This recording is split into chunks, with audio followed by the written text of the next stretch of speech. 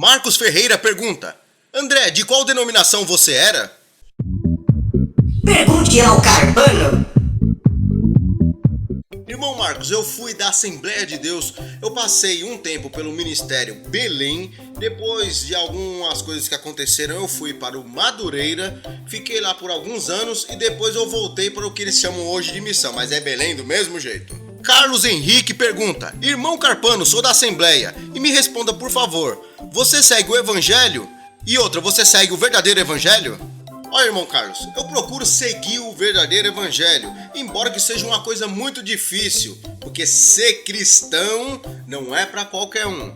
Embora que alguns intitulam que o verdadeiro evangelho é você estar dentro de uma instituição e você contribua todos os meses com 10% do seu salário e ainda dê oferta a todos os cultos, e além de tudo isso pegue um envelopinho ou então aqueles cartãozinho, carnê de você pagar todo final do mês, dar uma contribuição, ou então R$50, algo do tipo. Então durante as sexta-feiras vai lá e contribua com algo mais. Se for dentro desse contexto, eu não estou no verdadeiro evangelho. Agora, se for no sentido do que Jesus ensinou e aquilo que os apóstolos deixaram para nós escrito, eu procuro me enquadrar o máximo que eu posso.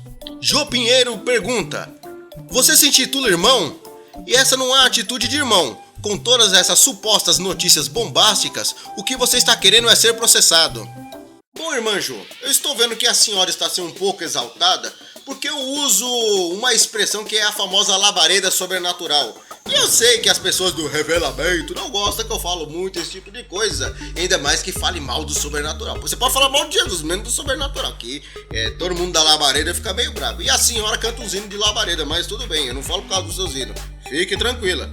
A questão é a seguinte: se João Batista pensasse do jeito que a senhora pensa, provavelmente ele estaria vivo até hoje.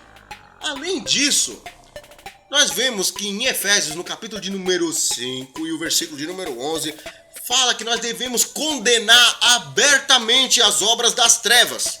Porque esses crentes de hoje em dia que ficam pedindo dinheiro e fala que deve ser sustentado com do bom e do melhor, isso é obra das trevas, isso daí é lobo devorador, não é crente, não é cristão de verdade.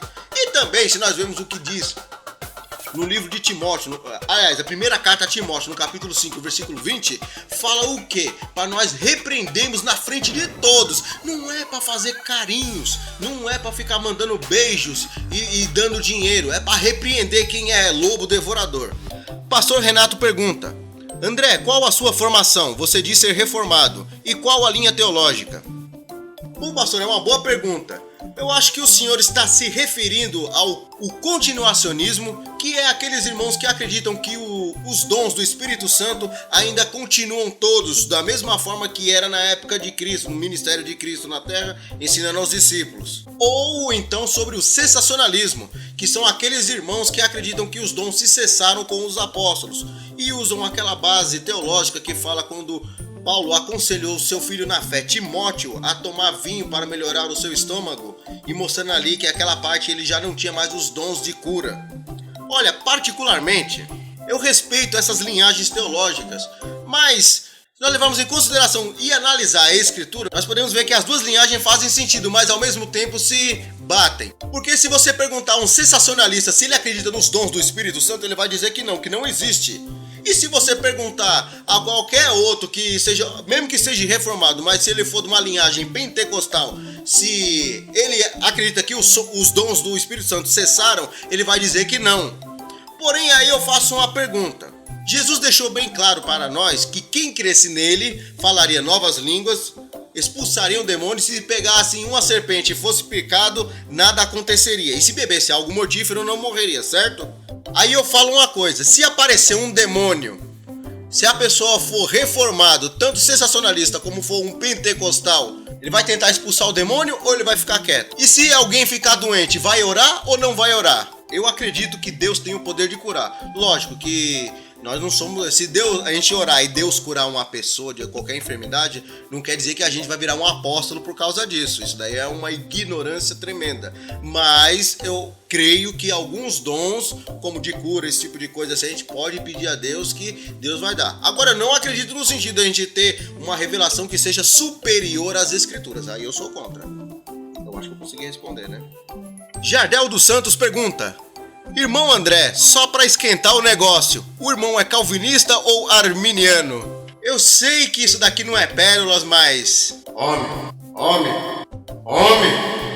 Eu tenho um respeito tremendo pelos irmãos que são calvinistas reformados e também tenho muito respeito pelos irmãos arminianos.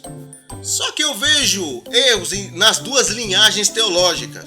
Porém, uma boa parte do que o calvinismo prega, eu vejo mais fundamento do que o arminianismo. Só que eu não concordo com esse negócio de o arminiano falar que somente vai pro céu um grupo seleto de robôs. Isso daí eu sou contra. E também não posso acreditar que alguma coisa saia do controle de Deus, que alguma coisa pode ser movimentada sem ser pela vontade de Deus. Ou seja, eu acho que eu sou um pentecostal reformado. Não sei se existe isso, mas eu acho que é isso. Bom, e é isso, né, galera? Se vocês gostaram desse vídeo, não esqueça de deixar aquele like maroto. Também falar nos comentários o que você acha. Eu deixei de falar alguma coisa, eu devia acrescentar a sua posição sobre todas essas perguntas. E também, se quiser deixar alguma pergunta, já sabe, né? Deixe com a hashtag Carpano Responde. E também, se é a sua primeira vez aqui no canal, seja muito bem-vindo. Se inscreva, faça parte dessa família, desse exército carpaniano. E apesar de todas as coisas, lembre-se: o seu conhecimento é o medo deles.